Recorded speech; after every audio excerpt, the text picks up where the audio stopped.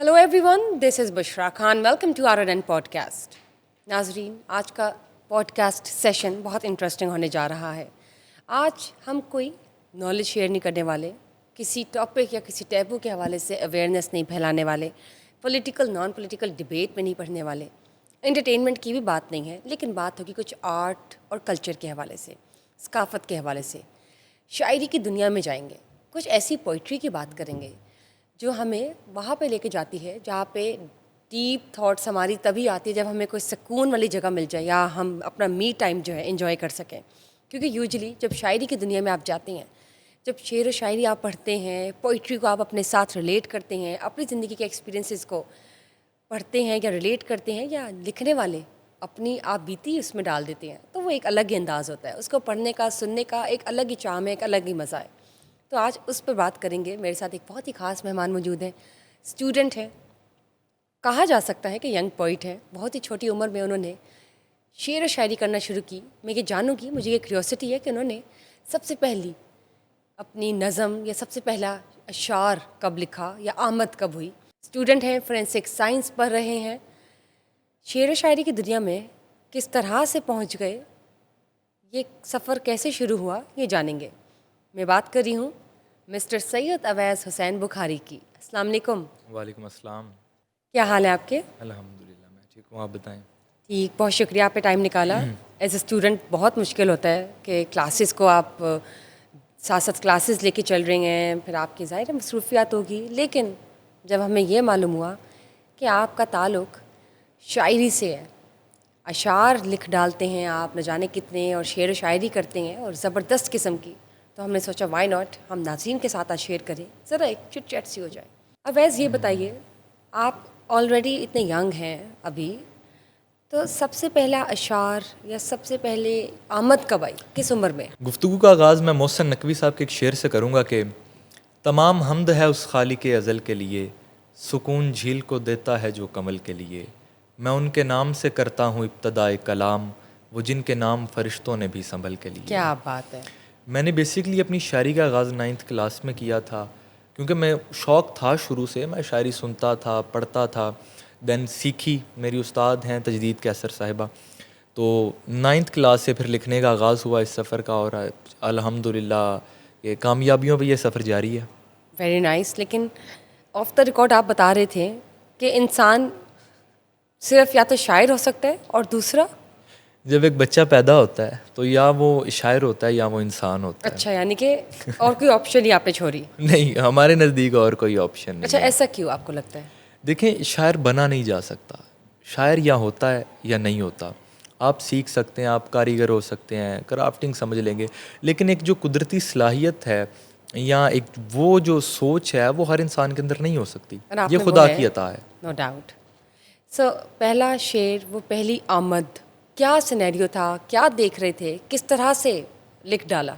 Basically मैं जब भी लिखता हूँ तो वो कोई ना कोई चीज़ ऑब्ज़र्व करते हुए, अपने इर्द गिर्द के माहौल की फीलिंग्स, किसी के कोई वाक़यात पे या कुछ देखा, कुछ ऐसा फ़ील किया, किसी को ऑब्ज़र्व किया, तो उसको शायरी में या ऐसा कह सकता हूँ कि खूबसूरत रंग में पेश करना शायरी है।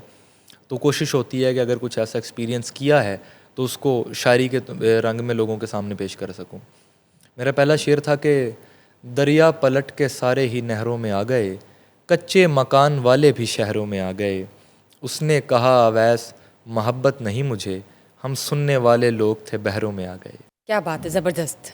अब ये बताएं, जब आपने अपना पहला शार शेयर किया सबके सामने, ज़बान से अदा किया, तो कैसा रिस्पॉन्स था सबका?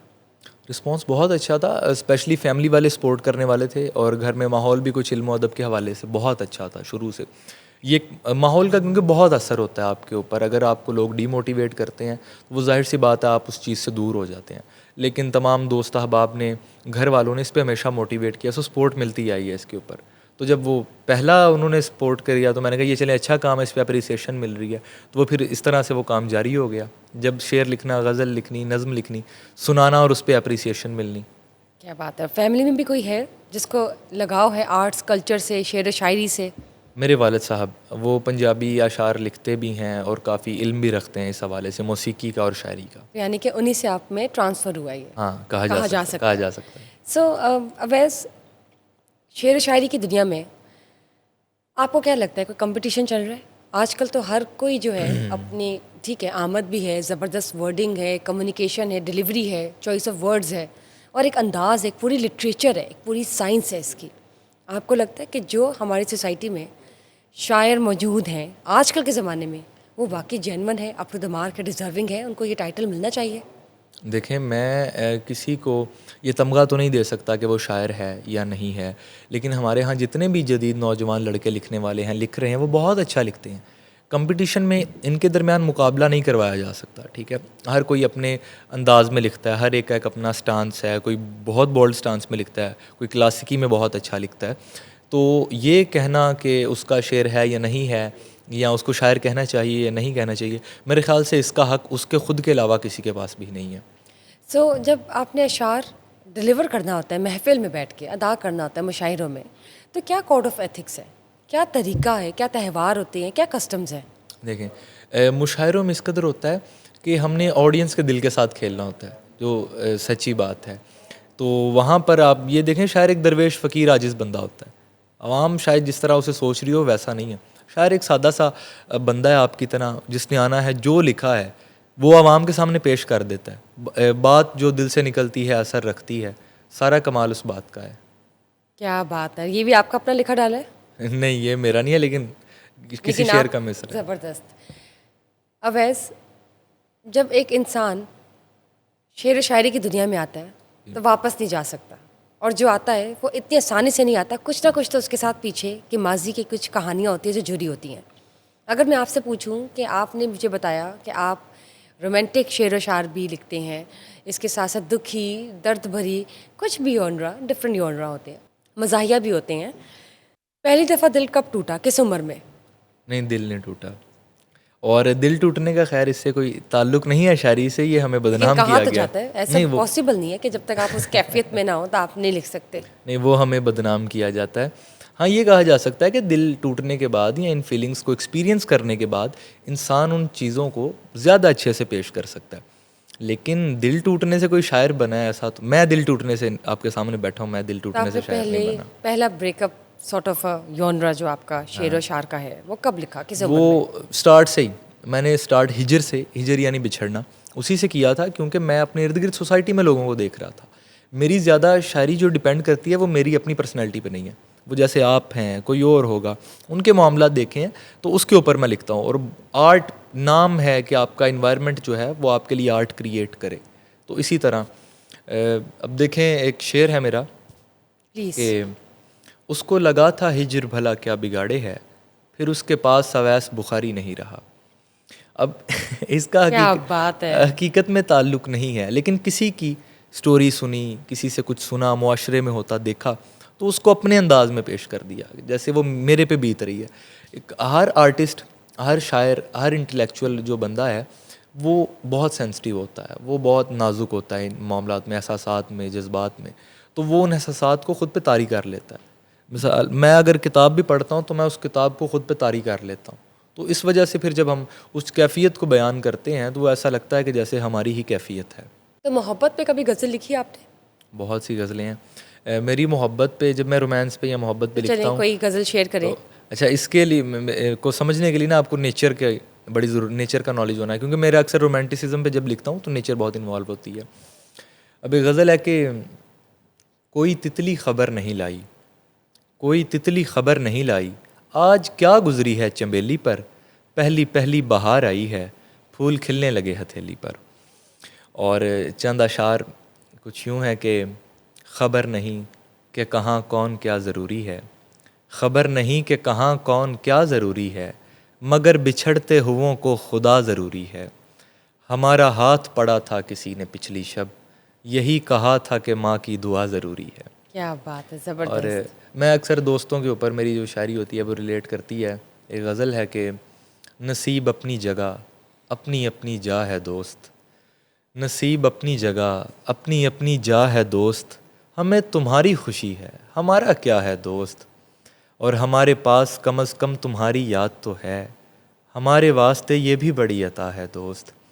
हमारा कोई नहीं है तो क्या बुरा है अवैस, यहाँ पे कोई किसी का कभी हुआ है दोस्त। तो क्या बात है, ज़बरदस्त। तो ये बेसिक जो चॉइस ऑफ वर्ड्स है, लिटरेचर है, ये आपने किस तरह से अपनी इसको फॉर्म अप किया है? शायरी सुनने से।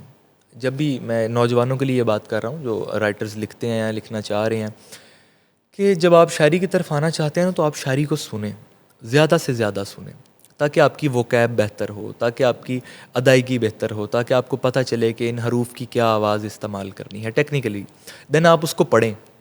आप कभी भी डायरेक्ट बैठ के मिसरे नहीं कह सकते जब तक आपने उसके ऊपर इल्म हासिल ना किया हो। तो एक शायर है कि ये नहीं जानते कितनी है रियाजत किसकी, लोग आसान समझ लेते हैं आसानी को। तो आपको टाइम स्पेंड करना पड़ता है, मेहनत करनी पड़ती है उसके अंदर, फिर जाके ये वो कैब, ये काफ़िया पेमाई, ये सब आपके लिए आसान होता है। आप यूनिवर्सिटी लाइफ अभी एक्सपीरियंस कर रहे हैं, अपने इर्द गिर्द अपने फ्रेंड्स को देखते हैं, स्टूडेंट्स को देखते हैं, तो क्या रिस्पॉन्स मिलता है? क्या रुझान है उनका पोइट्री की जानब? अगर आप पोइट्री पसंद करते हैं, जब आप उनके साथ शेयर करते हैं, तो कैसा रिस्पॉन्स मिलता है? क्या इनमें ऐसा इंटरेस्ट है आज के ज़माने में या नहीं? अब तो सोशल मीडिया की वजह से शायरी में बहुत ज़्यादा इंटरेस्ट है लोगों का। मेरे ख़्याल से यूनिवर्सिटी में बहुत से लोग मुझे इसी वजह से जानते हैं कि ये हमारी यूनिवर्सिटी में शायर हैं, और वो सुनने आते हैं जब भी कभी मुशायरा होता है, लिटरेरी के हवाले से कोई इवेंट होता है, यूनिवर्सिटी में रश होता है उस इवेंट पे। लोग अब सुनते हैं, क्योंकि लोग अपनी उन फीलिंग्स को किसी और के मुंह से जब सुनते हैं तो वो रिलेट कर रहे होते हैं कि ये हमारी ही स्टोरी है, हमारी। बाज़ दफ़ा ऐसा होता है, हम कोई शेर कहते हैं तो उस पर लोग कहते हैं कि अच्छा, बिल्कुल आपने मेरी फीलिंग्स पे कह दिया, ये बिल्कुल आपने मेरी स्टोरी पे कह दिया। तो शायरी रिलेटेबल है आज के दौर में, जदीद शायरी इसी वजह से ज़िंदा है। तो चलिए फिर अपनी कोई ऐसी स्पेशल गज़ल सुना दें जो आपने किसी के साथ अब तक शेयर नहीं की। मेरी ये गज़ल है, किसी के लिए मैंने खैर लिखी थी कि चिराग होते हुए दोस्ती हवा से की, किसी ने पहली मोहब्बत ही इब्तदा से की, किसी ने मुझसे कहा था कि मौजज़ा करना, किसी ने मुझसे कहा था कि मौजज़ा करना, सो मैंने सारी वफ़ा एक बेवफ़ा से की। क्या बात है! ये हादसा भी मेरे साथ पेश आया है, किसी ने मेरी शिकायत मेरे खुदा से की। वाह! ये पहले मेरे ख्याल से नहीं, किसी ने भी नहीं आप पब्लिश भी करवाते हैं या नहीं? मैंने अभी पब्लिश करवाने का नहीं सोचा कुछ भी, क्योंकि सोशल मीडिया प्लेटफॉर्म्स पे, इंस्टा पे मेरा कंटेंट मौजूद है, मुशायरों में पढ़ते हैं, लोगों को याद है। पब्लिश मुझे लगता है कि अभी वक्त नहीं है इसके लिए। आगे चल के मेरे ख्याल से बेहतरीन इंसान जब सीखता जाता है तो एक टाइम आता है जब वो बेहतरीन लिख रहा होता है। तो अभी मुझे फ़ील नहीं हुआ कि मुझे पब्लिश करवाना चाहिए। और आपने इसी को परस्यू भी करना है एज अ, जैसे कह सकते हैं as a hobby, right? Passion है, ज़ौक़ है, तो पैशन ये है। चलता रहेगा, ख़त्म नहीं हो सकता।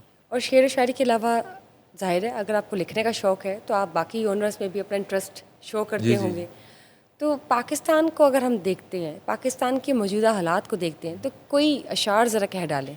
मेरे एक शेर कथा है, वो बहुत फेमस हुआ था, वो पाकिस्तान और इंडिया की जंग पे था, 6-0 पे, बताइए। कि जो तेरे आगे सर उठाएंगे, कसम मालिक की मारे जाएंगे, जंग लड़नी है मेरे लोगों से, 0-6 में खसारे जाएंगे।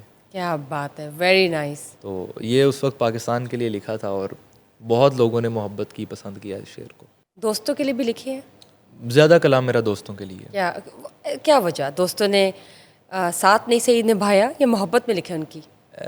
मोहब्बत में भी लिखे हैं, लेकिन मुझे खैर ये लगता है कि जो मेरी एक्सपेक्टेशंस दोस्ती से रही हैं वो उस तरह से मुकम्मल नहीं कभी हुई, तो इस वजह से, उस खला की वजह से, यानी गिले हैं आपको उस अपने पेस की दोस्तों वजह से, तो आपने शार लिख डाले। से कहा जा सकता है ज़रा बताइए। कि अपनी जानिब फ़कीर खींचता है, हिज्र दिल पर लकीर खींचता है, सारे दुश्मन तो सामने हैं मेरे, पीठ पर कौन तीर खींचता है।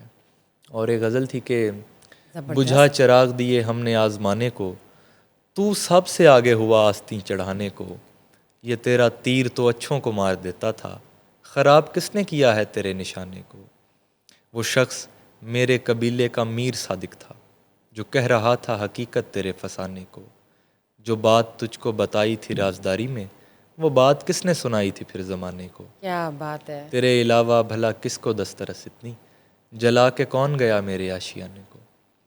तो ये कुछ गुमनाम दोस्तों के नाम है। और आपने इससे पहले कहा कि किसी के लिए आपने नज़म लिखी थी रोमांटिक, किसके लिए लिखी?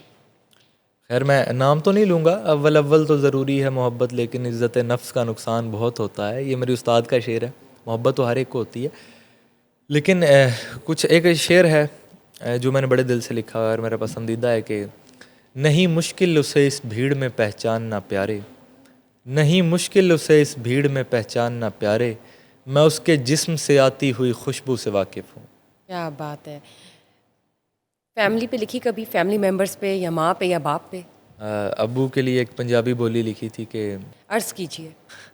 अज जब्बे ने थापी दिती, अज मैं यार से आना होया। ये और क्या एक बात है, शेर वेरी में नाइस। एक शेर है, मैं हमेशा अब्बू को डेडिकेट करता हूँ कि जान मांगे तो जान भी हाजिर। मेरा नहीं है, लेकिन हमेशा जब मैं ये शेर पढ़ता हूँ मेरे जहन में वो आते हैं। जान मांगे तो जान भी हाजिर, जान क्या जाने जान से प्यारी है। और एक नज़्म, खैर मैं आपको एक नज़्म सुनाता हूँ। जी, जी, प्लीज़। नज़्में भी लिखी हुई हैं आपने, जी, प्लीज़ शेयर कीजिए। एक आज़ाद नज़्म है और इसका उन्वान है the final good bye. Oh! The final good bye. मैं जानता हूँ मैं बदतरी हूँ जहाँ निभाने की बात आए, भटक सा जाता हूँ राह चुनते, अटक सा जाता हूँ बात करते। मैं छोड़ जाता हूँ चलते चलते मोहब्बतों का गुबार उगलते, सो चाहता हूँ आज़ाद होना आज़ाद करना। मैं माफ़ करता हूँ तुम सभी को, तो तुम सभी मुझको माफ़ करना। अब आज से इस घड़ी से तुम सब मेरे तारुफ से बेखबर हो, मेरी यह हस्ती से बेगुमा हो, हकीकतन तुम नाशना हो। अरे ये क्यों हो, अरे ये क्या हो, मेरे लिए अब अलविदा हो। ओह! क्या बात है। और कौन-सी नज़म लिखी है आपने? ये दोस्तों के लिए थी। और इसके अलावा एक गज़ल है, पंजाबी में नज़्म है आज़ाद बताइए। कूक। सोनिया रब्बा तेरे ਹੁੰਦਿਆਂ दुनिया ਧੱਕੇ मारदी है, तेरा 70 ਮਾਵਾਂ ਨਾਲੋਂ ਬਹੁਤੇ ਪਿਆਰ ਦਾ ਵਾਦਾ ਸੀ। ਇੱਕ ਮਾਂ ਹੋਵੇ ਤੇ ਪੁੱਤਰ ਨੂੰ ਗਮ ਨਾ ਆਏ ਕੋਈ, ਤੂੰ ਤੇ 70 ਮਾਵਾਂ ਵਰਗਾ, ਫਿਰ ਕਿਉਂ ਆਖਿਆ ਸਾਵਨ ਹੋਈ।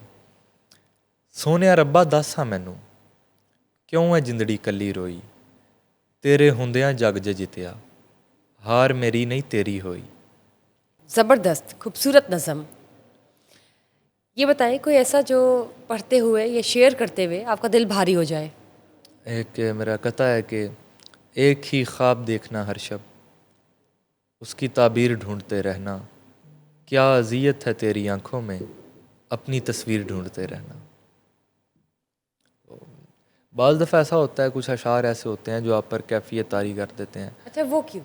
या तो अगर आपने कुछ ऐसा एक्सपीरियंस किया हुआ है, तो फिर तो हो मुनासिब है। सकता है बाज़ दफ़ा मुआशरे में कुछ चीज़ें देख कर, किसी अब करीबी के साथ कुछ ऐसा होता जैसे देख आज का कर। माशरा है, जो हालात और वाक़ियात है, उस पर कोई नज़म कह दे या गज़ल। मैं एक शेर है, खैर वो आपको सुना देता हूँ आज के हालात पर के जाने किस लम्हे में क्या से क्या हो जाए, जाने किस लम्हे में क्या से क्या हो जाए, मेरी दुनिया ताश के पत्तों जैसी है। क्या बात। और एक गज़ल है आपके लिए कि आपको सुना रहा हूँ, खैर डेडिकेट कर रहा हूँ कि चले, थैंक यू। यूं भी किस्मत को आजमाने लगे, उसके ख्वाबों में आने जाने लगे, जब सहीफ़ों का जिक्र छिड़ने लगा, हम भी ताज़ा गज़ल सुनाने लगे, ज़िंदगी में बहार आने लगी और मेहदी हसन के गाने लगे, रिश्तों में बदगुमानी बढ़ने लगी, लोग फूलों से खौफ खाने लगे, इश्क में पहला ख़त सुनाया गया, वो भी कागज़ पे दिल बनाने लगे। क्या बात है, ज़बरदस्त। अच्छा, पहले आपने डार्कनेस दिखाई है और फिर देन यू मूव्ड। मुझे लगा शायद इसमें तो सिर्फ ग्लूमीनेस है। It's all about. हाँ, लेकिन शायरी नहीं। एस्थेटिक्स है ना, अच्छा, शायरी मुझे लगा खूबसूरती ग्लूमी है। है, लेकिन एंड पे आपने ज़रा रोशनी दिखा दी। Good one, good one. Suspense था, ज़बरदस्त। आपको क्या लगता है, फोरेंसिक साइंस आप पढ़ रहे हैं, एक तरफ आप पोइट्री भी करते हैं, इन दोनों का ब्लेंड तो नहीं है, तो किस तरह मैनेज करते हैं?